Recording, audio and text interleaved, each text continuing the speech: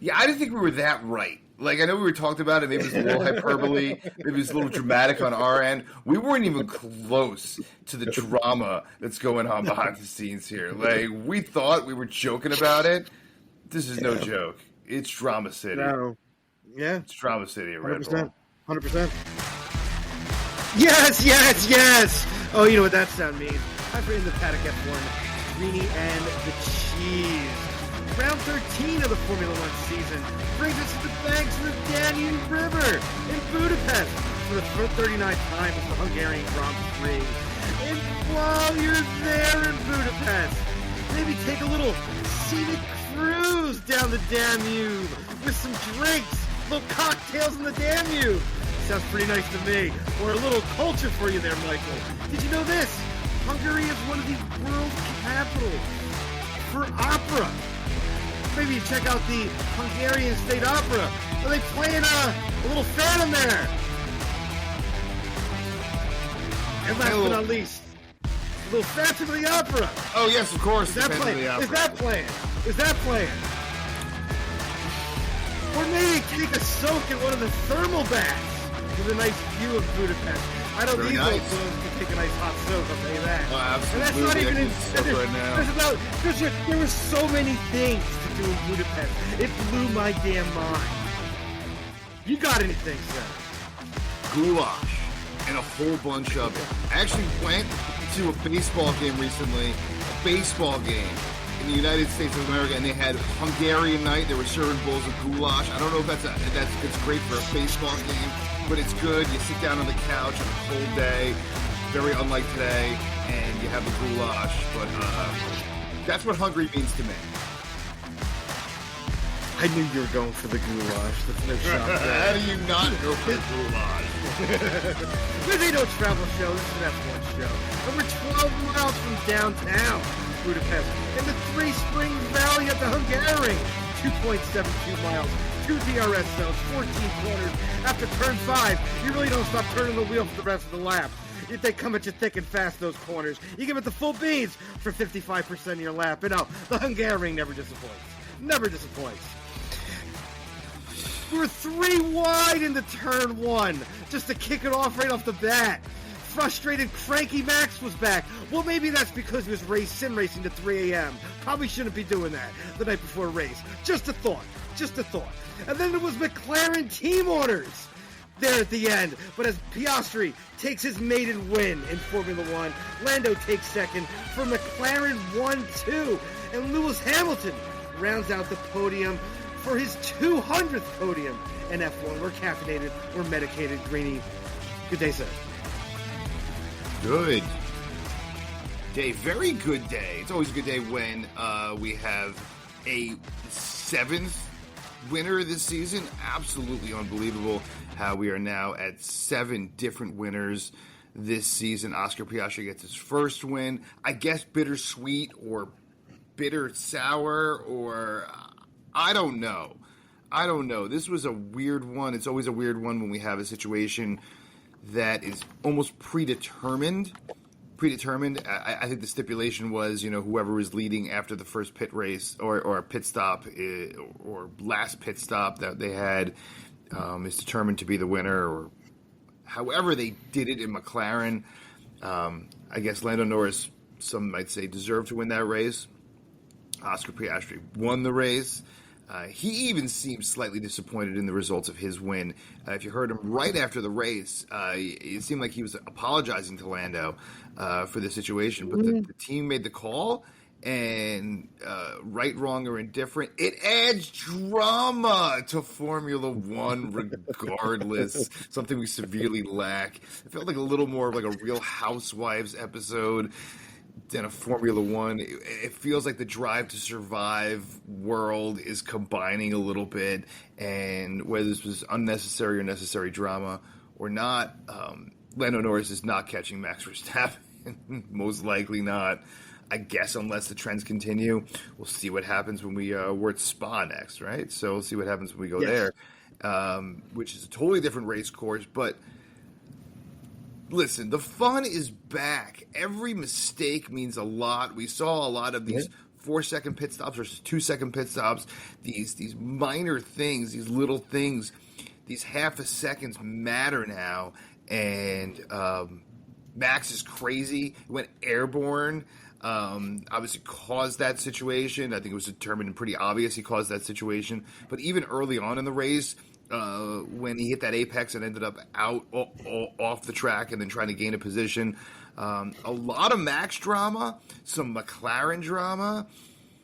Ferrari's taking advantage of the day and putting themselves in a position to actually gain on Red Bull. But I believe McLaren is now in second in the constructors.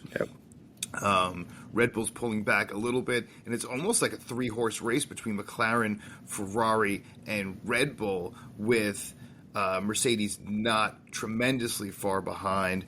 Lewis Hamilton is, as my 11-year-old son says, back from the dead, which, obviously it's a pretty strong term, but Lewis just mediocre for the last couple of years as far as his car is, more than I think he was. I think we saw a lot of promise the last few seasons out of Lewis, and he didn't come through, probably mechanically speaking, and now we see him coming through, and we're all evening out. The parity in Formula One is absolutely incredible right now, and thank you for those who have joined in since this parody. It's been wonderful for us. It's been wonderful for all the Formula One shows.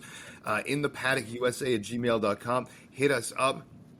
We're working on a lot of stuff again here. I know our listenership has almost tripled in 2024 here, so I think we're obligated to do some things to reach out to some fan base, as we do a poor job doing that, but I really appreciate everyone listening to the pod. The pod has been so strong this year.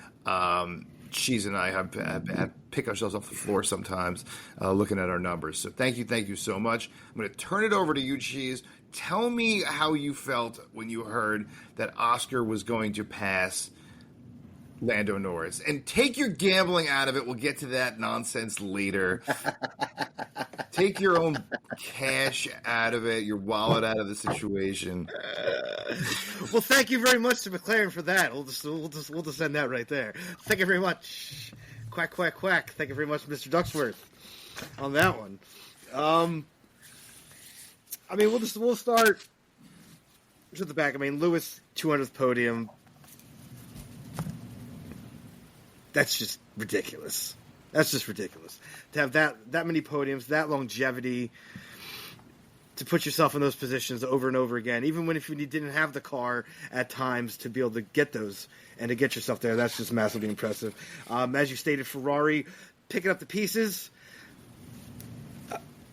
better than expected. It actually showed some better race pace, to be honest, than I was even expecting, since they were kind of struggling part of the weekend there. Still not good enough. Still got a lot of work to do with that car. You want to talk about Piastri sounding. If you're a race car driver, you want to win by winning a race. You don't want to win on team orders to be, You want to win, you want to win. You don't just want to win just to, this isn't fighting for a championship, last race of the season or something like that, and this is the way you're going to win the championship by swap it or something like that. But you want to win. You want to win a race on your own merit. Piastri even said, he apologized even in his on the radio just past the race there. Sorry, I was pretty slow there at the certain parts there. So, but should McLaren have even brought in Piastri first for that final pit stop, since he was the car in the lead, and usually the first car does take priority? It was so weird. That was a weird decision, because as you saw throughout the race, the undercut is mega powerful at the Hungarian. It is super powerful at the Hungarian because the track is just so high deg on the tires. So you really just bringing Lando in first over Piastri was a bit of an odd decision, especially, most teams are the cars that's in front's going to get first pit stop, top priority. It's usually how it works. They said they were trying to cover off Lewis at that point to bring Lando in first. I mean, come on, that's a little ludicrous to me, to be honest. Was Lewis like 7 seconds behind Lando at that point of the race? So they would have had to have like a bomb pit stop for Lewis to catch up there. So I didn't understand that very much. I'll give it up to Oscar too. I mean, this has been coming. His maturity. He's won a sprint race. After you see him win the sprint race, you kind of knew that this was eventually going to happen. McLaren's the best car on the grid right now. They dominated this weekend out of the box at the Hungarian this weekend. So, you knew this was coming from Oscar. Kudos, get your first win off the schneid. Now you can just let it rip. Now to the drama of the day, Max Verstappen. I'm going to do something we've never done in this show. We're bringing the slap up early. Oh, because I got a question for you. You can't help yourself. You can't help yourself. I cannot help myself today. No, sir. Has Red Bull created the monster of Max Verstappen? With this, now he's frustrated. Now he's being challenged. He's driving extra aggressive. I mean, you could say beginning of the race when he was pushed off the track and gained the position to take second. Then Lewis at the next corner at turn 2 was alongside him going into that corner, and he basically almost pushed Lewis off the track. So he got a little bit, one, he was way far aggressive going into that first corner like that 3 wide, because there's no chance you were hanging on the track at that point. There's no chance. There's no chance you're staying on the track being 3 wide through the first corner. Absolutely zero. Absolutely zero. Braking super, super late, being super aggressive, trying to get in front, probably because he knew his car ain't good enough to take on the McLarens today, which was pretty much shown. But a little bit of a taste of his own medicine, having to be on the outside like that, being forced off, complaining about it, like crying like a baby. At one point, crying so much, his own engineer had to come on the radio and say, this is absolutely childish stuff you're saying right now, Max. I mean, but then on the other hand, Red Bull have just continuously, over and over again, when Max has been this mega aggressive, forcing drivers off the track, saying, well, then they should yield to Max Verstappen. It's his spot. I mean, it's you can't have both sides of the coin here. Yeah, 2 things here. Racing to 3 a.m. on your sim wheel before the race. Well, that's a race, whole other... Probably isn't something you should be doing either when you're a Formula One driver. Just saying. That's a whole other category. Listen, I'm going to give you 2 things. First of all, the massive maturity of Oscar Piastri, as you mentioned, as we all mentioned. We've been mentioning all season, some of these post-race interviews are like, how old is this guy? So it's really incredible. And number 2, we saw it starting in Austria with Max Verstappen, and we said the immaturity's coming back when he has the best car on the grid. Obviously, it's hard to even tell if you're immature or not. But right now, the last 3 races, for sure, Austria, Silverstone, and here in Hungary, Max has been a baby, man. And he's back to the old cranky Max again. And we forgot about that because he was just winning so much. And that ultra aggressiveness, wasn't challenged. It's going to bite them. And with Sergio, now he's also doing with no partner up front. Yeah. He's doing with nobody up there. I mean, Sergio is like, Max is like on a rock and roll super tour around the world, and Sergio's having picnic lunch with Yogi Bear. I mean, he's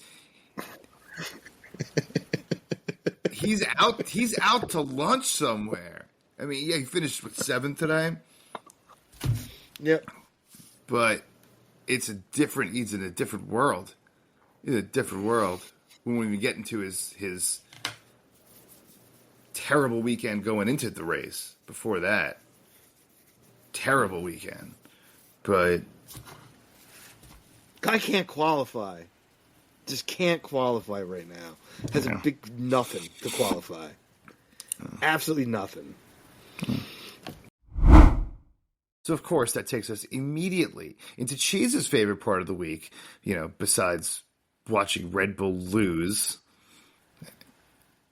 And that is Quizmaster's Cockpit. We got 3 questions. That's 3 sectors around the track. You either get all of them or you get none of them because there is absolutely no tolerance in Cheese's classroom. Sir, are you ready? Ready, sir. Are you ready? That's the question. I guess so. I know a thing or two about the Hungarians, so hopefully I can get at least 2 right. But I'm praying for 3. All right. Here we go. Question number 1, sir. How many times has Formula One raced in Hungary? I believe it's the 39th. That is correct, sir. Little gimme right off the bat, even though I usually don't get the gimmies. Yeah, but that was a little gimme. But we'll take it. It's off to a flying start for a change. All right. Purple sector 1. Let's see if I can not crash out in sector 2. But it's not Sergio Oscar. Perez. Question number 2. Oscar got his maiden win in Hungary today. When was the last time someone got their maiden win at the Hungarian?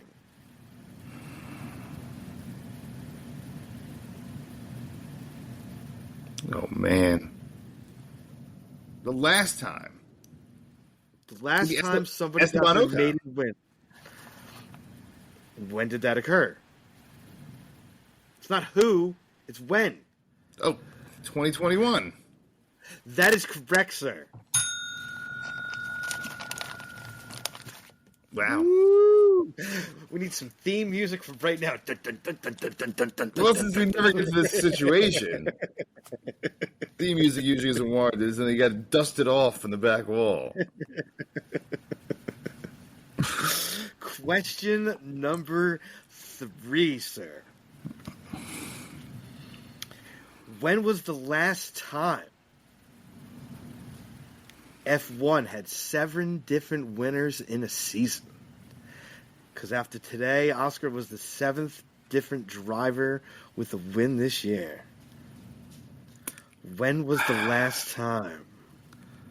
Was it 1982? That is incorrect. Crashed and burned in Sector 3. What was the answer? 2012. So 20 years after your answer. Or 30 years after your answer. How about them apples?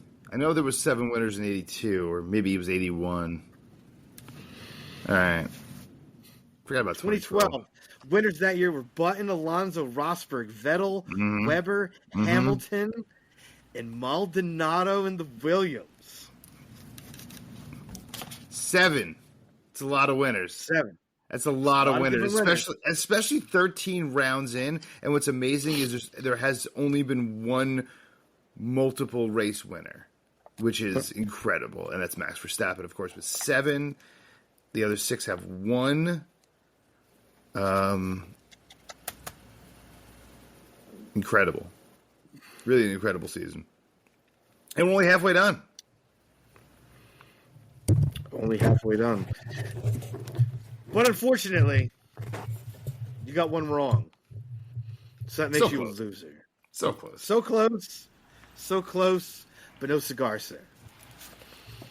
So it makes you a loser. I mean, you got to go right off for Alpine right off the bat. So many losers. 18th, 20th, 18th and 20th. I mean, Gasly doesn't get to finish a race again. Back-to-back races. I mean, Alpine was on the climb there for a second, and now they're crashed back down. Oh, Pierre had problems all weekend. Terrible. Yep. But lane. Just an all-around mess for Alpine there. Oh man, where do you even want to go?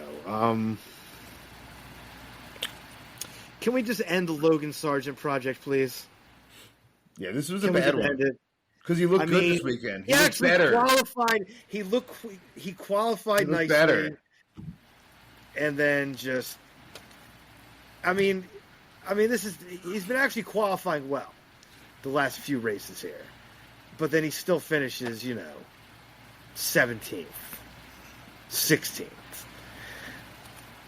You qualify up there, you gotta hold on to something.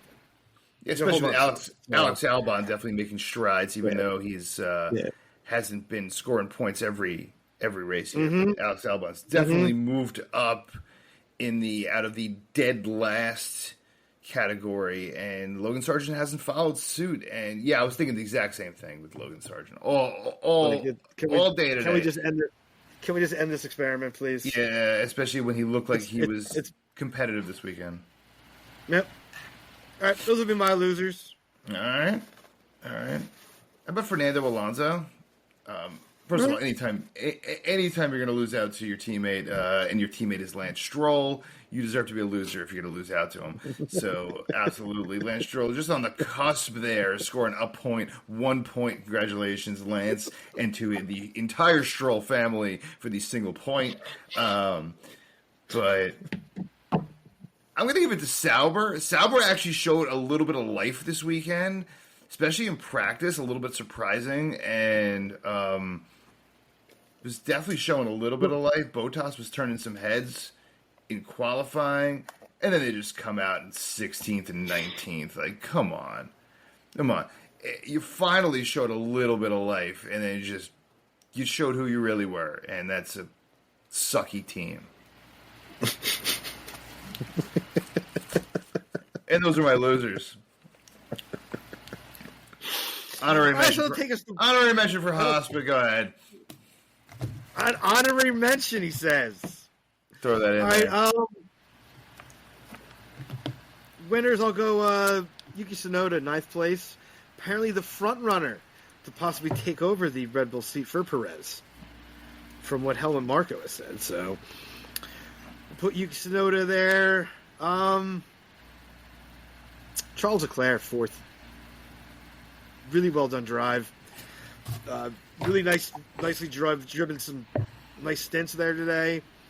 Extending a little bit further on the one stint there, which definitely put him in position to take that 4th spot. So just really nice drive, especially when he was struggling this week, especially when he crashed out in FP2. So early in FP2 too, not even late. Early in FP2. So it's a good recovery, 4th place.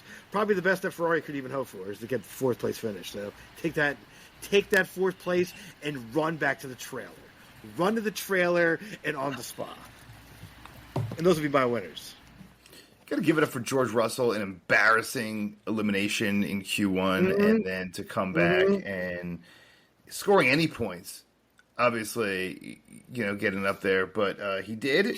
Shows the resilience of Mercedes as well. I don't think Mercedes would have pulled that off earlier in the season to be able to come up and move up 9 places from your starting grid position. So that's impressive, both from Merck and from George Russell himself. So, and I'm going to go for another guy who was back there who was a freaking disaster, has been a disaster. But this week, I can't even remember the last time this guy was a winner, and that's Sergio Perez. Maybe when he finished 3rd in China or something like that, he was a winner. But Sergio Perez, man, I'm going to give it to him because, again, an embarrassing Friday and Saturday, just like George Russell had a pretty embarrassing Friday, Saturday, and then coming through and picking up also nine spots, both of them +9 to finish 7th and 8th. Pulling some points out of the fire, sir. Out of the fire of a not a great weekend. Obviously, the other drivers, like Danny Rick and Fernando Alonso and Nico Hulkenberg and even Alex Albon, who really, really should have defended better, and probably 1 or 2 of them should have scored points over Russell or Perez this weekend. They couldn't hold them off. Yep. Even with the huge 10 position lead to start the race. So it looks worse from the other side again, like, Danny Rick starting 9th and finishing 12th. I mean, these guys should have been ahead of them. Yep. But give it to them, give it up to them. They passed them, and they haven't before. Especially Sergio Barry's had a lot of tough time passing some of these guys, and those are my winners. Which, of course, Max Verstappen has already slapped himself. It's stinging still. I need to slap my goddamn for that.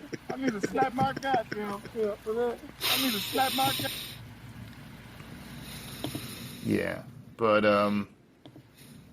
yeah, there we have it. Winners, losers, and our earlier slap. We'll give it one more time, right in the face of Max Verstappen. And if he's going to continue like this, and actually, the drama is more entertaining. What's more entertaining than Mad Max? What's more entertaining than Mad Max? And to potentially watch his season implode is really exciting. Potentially watch this guy take this humongous lead, wins 7 of the first 9 races or 10 races or something like that, and then to completely implode on himself. Oh, if he doesn't end up winning the championship and they don't win the constructors, and it's just a complete crash and burn. I mean, what we were saying earlier in the season about there's a lot more drama going on behind the scenes of Red Bull than we know of. I mean, that'll be actually proven to be fact at that point. Yeah, I didn't think we were that right. Like, I know we were talking about it. Maybe it was a little hyperbole. Maybe it was a little dramatic on our end. We weren't even close to the drama that's going on behind the scenes here. Like, we thought we were joking about it. This is no joke. It's Drama City. No. Yeah. It's Drama City at Red Bull. 100%. Ah, yes. Back in the paddock F1, green the cheese. Time for the best damn sound of the week.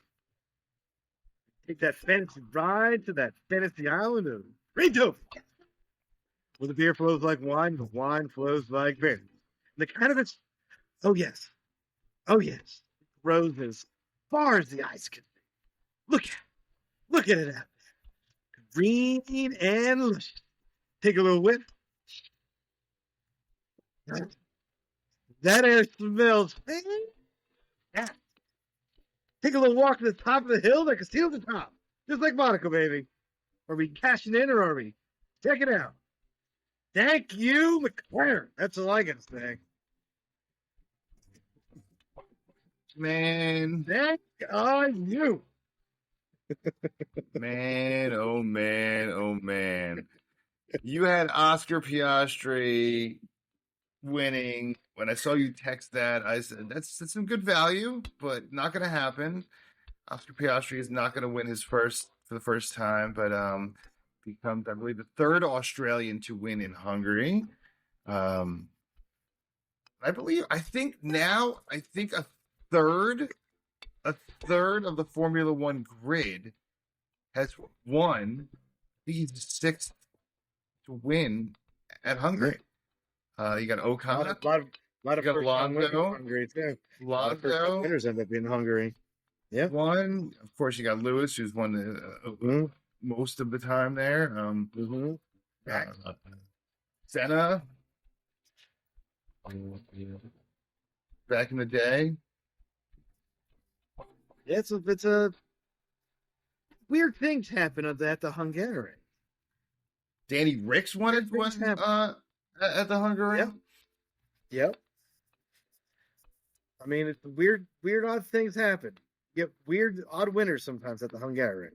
Yeah, and I believe that's the 7th or 8th. I'm sorry, I was looking at Senna on my list of the 7th or 8th McLaren driver that has also won at the Hungarian in 39 times. So I think it's McLaren has dominated the last 39 races here. Pretty much every year, a lot of wins. You got Lewis, Jenson Button, Kimi. The last time they've won at the Hungarian was Lewis, and I think it was like 2012. 2012. That's the last time they won. Before that, they dominated from 86 to 2012. McLaren dominated. Mm-hmm. So, yeah, I should have known better. Instead, I went 5 ways with $100 greenie bucks a pop. I went with some no's. I went with Sergio Perez not making the top 10. That didn't happen. George Russell not making the top 10. That didn't happen. A homer pick with Nico Hulkenberg scoring points. That didn't happen. My trifecta had Lewis in there somewhere. I'm not Lewis. I'm sorry. Max in there somewhere. That didn't happen. I was getting Max plus 162 to win the race. It's hard to bet against the guy who's won 7 times, but that didn't happen. He's also won the last 2 times here in Hungary. That didn't matter. I should know better than Mad Max. That's an open 5. That is over 5 at big money. I bet like 15% of my entire stack at Hungary, and I lost it. So I am now down, all the way down, 3,012 greeny bucks. Wow. You got the accountants working hard over there, hearing all them papers rattling around. And you sir, are up to 4,610 greeny bucks. So I did catch up for a while with narrowing the gap, but now you have a 1,600 greeny buck gap, one of the largest leads you've had in several years at this moment. So you are smiling from ear to ear. I'm having a rough time. I think I spent a little too much time at the casino yesterday in preparation for today, and I woke up feeling it. I woke up truly, truly feeling it. Trying to make up for those losses from the night before, huh? It's just loss after loss after loss now, so it's a downward spin. But just remember, every branch you hit on the way up is going to hit you on the ass on the way down. And that, of course, leads us into the final segment of the program, and that is... In the News! Yes, another episode or edition of In the News. He's got news. She's got news. I got some good ones for you this week. All right, let's get some good news. A little change of something that we had the last time we did some In the News. Ocon possibly going to Williams now, not the Haas. Little change of events there. Yeah. They're in full motion. The crazy season is in full motion right now. Guys signing with a team, and then they're signing with somebody else. It's absolute chaos right now. Absolute chaos. Yeah, I don't believe anything until the press conference happens from the team, because we've seen this before. These rumors, the internets, the Twitters or the X's or the whatever way people communicate these days, or Instagrams, get a little out of control. You have people that should not be speaking. You have reporters with inside information that really don't have inside information. And it's silly season because it's all silly. I mean, it doesn't really matter in the scheme of global events what's going on here, but it's still it's frustrating. It's frustrating. And just as I was able to or about to welcome Esteban Ocon with open arms into Haas, he may not be coming, which I'm fine with that as well, because he's kind of a jerk. So I'm glad he's not going to be heading in the direction like kind of, I mean, really absolutely is. So I don't know. What do you want me to say? What do you mean? That's what I was looking for right there. That soundbite. Ollie Bear Man. That's what we're looking for. The Bear Man. That's what we're looking for. All right, news story number 2. Newey will not be Ferrari bound, as Ferrari apparently have said your price is too much for us. It might be going to Aston or McLaren. Most likely seeming to be Aston at this point. Thoughts on that, sir? First of all, back to the last story. Bearman still has more points than Esteban Ocon. Anyway, it's true for the 2024 season. Okay, so money matters. Money matters. These guys want to get paid. Adrian Newey should get paid or stay home. Like, it's like some people are like, I won't get out of bed for X number of dollars. Adrian Newey's in that position. I won't get out of bed unless you're paying me X number of dollars. That's a big, big number. He's got enough to last him the rest of his life. So he doesn't need the money.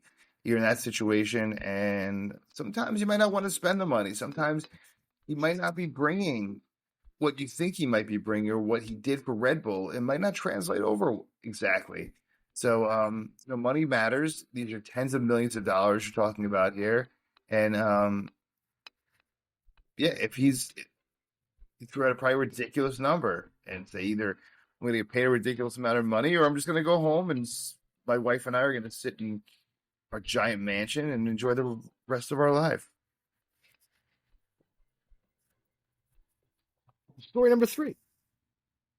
Is it time for Red Bull to pull the plug on Perez?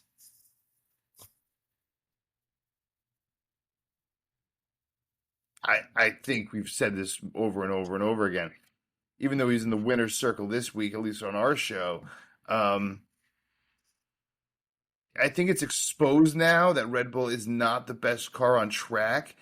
And I think Max is showing that he is an excellent driver.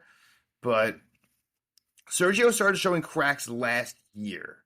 And that's the difference. When Max was clearly the best driver on the grid, Red Bull was clearly the best car, and Sergio this started last year. If this was just 2024, and now you're watching the slipping of Red Bull a little bit here, it would be a different story. But this is a year and a half, or a year this has been going on. Let's say a full solid 12 months now that this has been going on, and that's a trend. That's not an anomaly. So, he should be gone. He should be gone. Yes. I don't know who's going to replace him. I don't know what they're thinking, but he shouldn't be there anymore. He doesn't deserve to be there anymore. He doesn't deserve that seat. Anyone in any other situation would be gone from that seat by now. And I think he's going to, if Max wins the season, I think it might be the biggest gap ever for teammates with a winner and where the second teammate finished, I think, ever in Formula One history. That's just embarrassing. And the fact that has Sergio won a race this year? No. Like, everyone's won a race this year. Except for Sergio. Literally. The top 4 teams. More than a third of the field has a W on the board this year. Except for the guy with the best car, or at least, on paper, in the standings, the best car on track, and a third of the field, more than a third of the field, technically. Like 35% of the field has won, and the guy with the best car hasn't. That's the math ain't mathing for Sergio Perez world.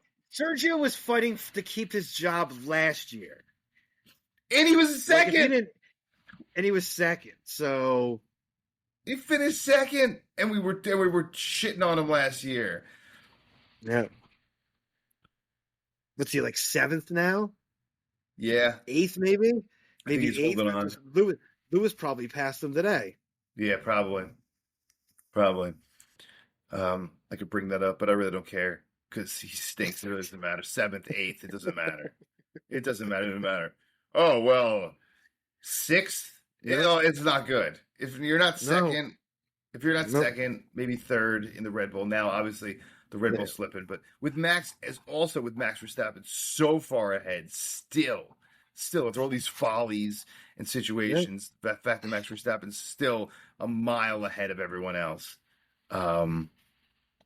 says a lot about where Sergio Perez is. He stinks! Get him out of here! All right, next story. The final one for you. Oh, man. Yeah, by the way, Sergio is 7th now. So he's now 6 places behind Max Verstappen, which is outside of his contract, by the way. So that could be terms for firing right there. Anyway. All right, last story. Zach Brown, head there, McLaren, says F1 teams should have less sway, in voting for F1 rules, and that F1 and the FIA should just make the rules, and the team should not be involved, which will benefit the sport as a whole, according to Zach Brown, instead of the teams voting for rule changes that'll benefit them. Thoughts on that, sir?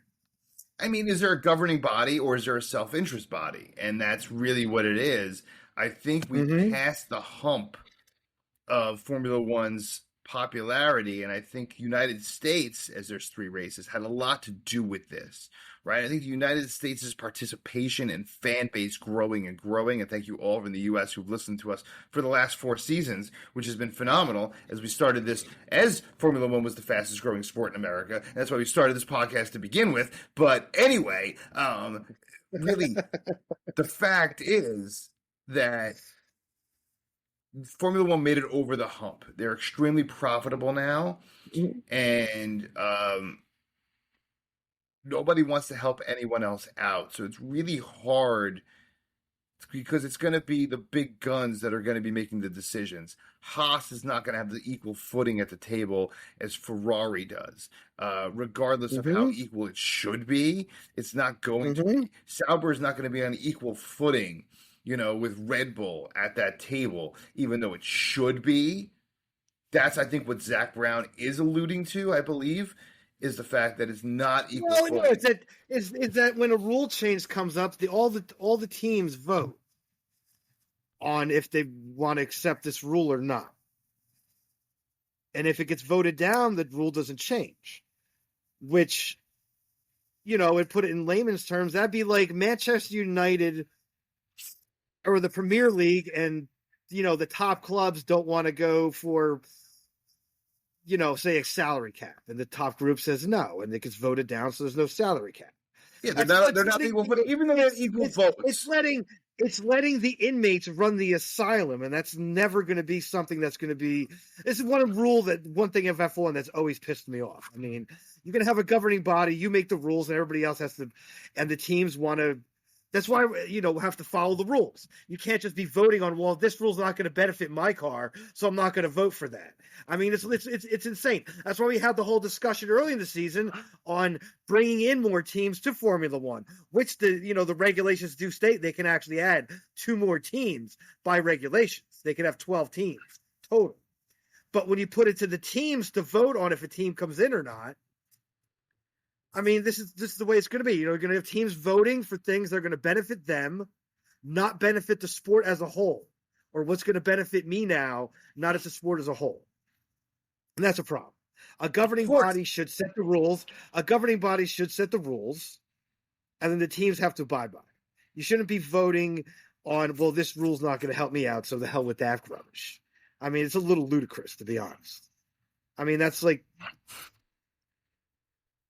any major sports league, and the team set the rules, and or the the league comes in and says, "What do you think about these rules?" and everybody says no. It's madness. It is a madness. It is a madness. Hopefully the FIA can straighten this one out, because they need to take back the power and control, because they need to do what's best for the Formula One sport as a whole. Just like any company or any leadership of a company, we've all worked for a company that's pissed us off about one of these things because it's against our own personal interests, but it's for the company's interest. So in the long run, you can get paid more or get better benefits or get a better place in life. And we disagree with it sometimes as employees, right? We might disagree with it, but it doesn't matter because it's for the greater good. Just depending on where you are in the company chain of command. But yeah, it's really, really important. There is a governing body, and of course, someone you can blame as an employee and point the finger at and say it was their fault and not yours. That's the most important point. Anything else, sir? That is for the news. Before we head to Spa, the longest track on the F1 calendar, who do you think is going to win in Spa? You got any early winners here? No. Is it Sergio's turn? Is it Sergio's turn to win? Right now, you'd probably have to say McLaren right now, just because they probably got the best car. But as we've seen, when teams show up at the track, sometimes the car doesn't work as well at certain tracks. So we'll see. It's too early to tell. It happens. It happens. And it makes it more fun when you don't know what's going to happen. When you have to show up to the race weekend to see what it is. Absolutely. The fun is back in Formula One. Join us every single post-race for all of the jazz that we bring. And thank you all for joining us. And, of course, Cheese, say what you got to say, brother. Stay medicated, my friends. See you at Spa. Peace.